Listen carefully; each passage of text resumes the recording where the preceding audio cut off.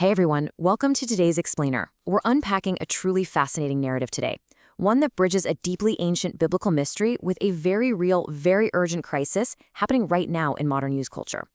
You know, we often look at ancient texts like they're totally disconnected from our modern lives. But as you'll see, this is a powerful look at how a 2,000-year-old story speaks directly to the struggles and everyday realities that families are facing today. We're going to see how the foundation of a purposeful life hasn't actually changed, even as the world around us has become, well, incredibly chaotic. Okay, let's dive into this. Think about all the thousands of saints venerated throughout history with all their incredible stories and miracles. Out of all of them, how many birthdays do you think the Catholic Church actually celebrates? Take a guess. Got a number in your head? Well, the answer is incredibly specific. It's just 3. Yep, just 3. Jesus Christ, the Virgin Mary, and Saint John the Baptist. Now, we celebrate John's birth because of his absolutely massive, singular role in the story of salvation. He wasn't just another prophet, he was the ultimate herald, the guy who literally set the stage for the Messiah. And he did it with profound humility. He understood his exact purpose, famously declaring that he must decrease so that Christ could increase. That humility, it's the absolute prerequisite for love, faith, and forgiveness. It's exactly what allowed him to pull off a massive divine mission without ever letting his ego get in the way. Now, John was born to Zachariah and Elizabeth, parents who were, frankly, way past childbearing age. So this wasn't just a biological surprise. It was a huge divine statement. When the natural world says something is literally impossible, and it happens anyway, it proves this wasn't an ordinary kid. John was born with a highly specific divine mission right from his very first breath. His life was entirely intentional. And that leads us to this amazing quote. There may be accidental parents, but there are no accidental children. This is really the overarching theme we're unpacking today. In an era where modern family planning can sometimes make us look at kids simply as biological choices or even burdens, this is a massive paradigm shift. Every single child is a purposeful miracle, known and named before they're even born, carrying a unique mission, just like John did. They aren't random. They are designed.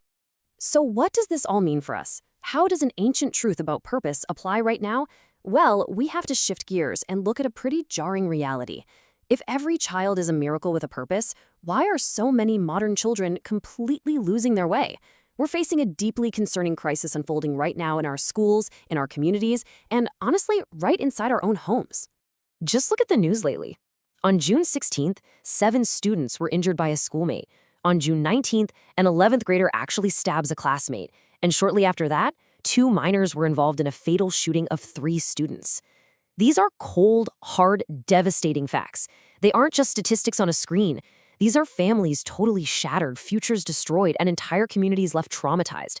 The emotional weight of this violence is just suffocating. And it forces us to ask this really deeply painful, rhetorical question: where are we falling short? Or as the source puts it, saan ba tayo nagkukulang?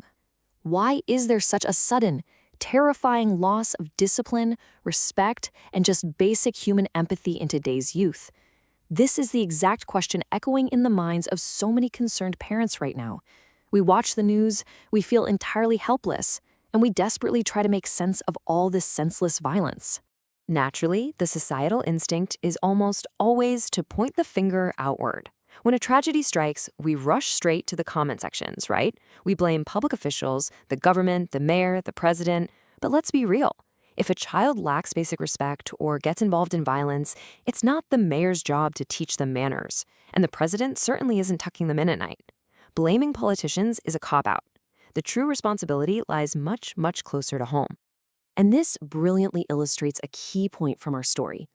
When John the Baptist was born, his neighbors gossiped. They speculated, they tried to predict his future based on community chatter.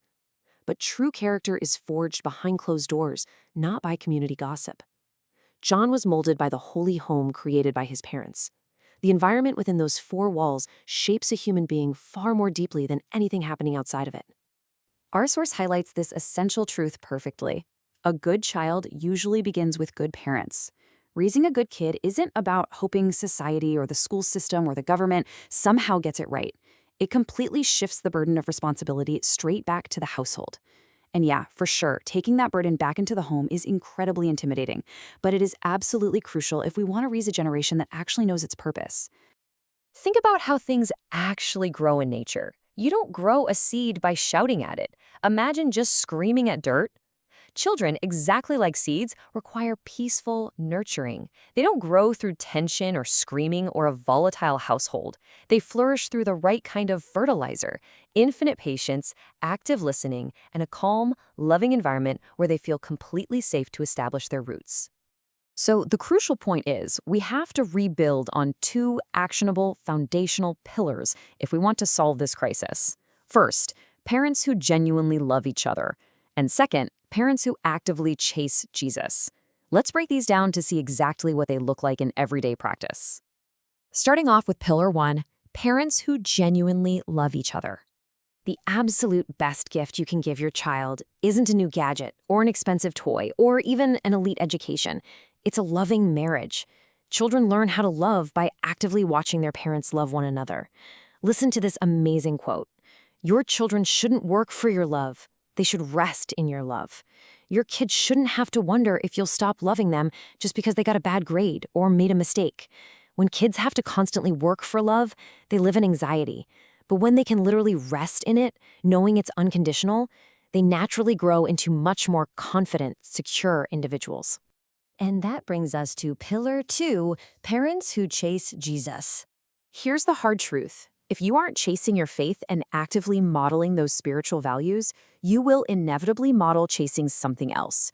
Usually that's money, status, or social media validation. And kids, they pick up on exactly what you prioritize.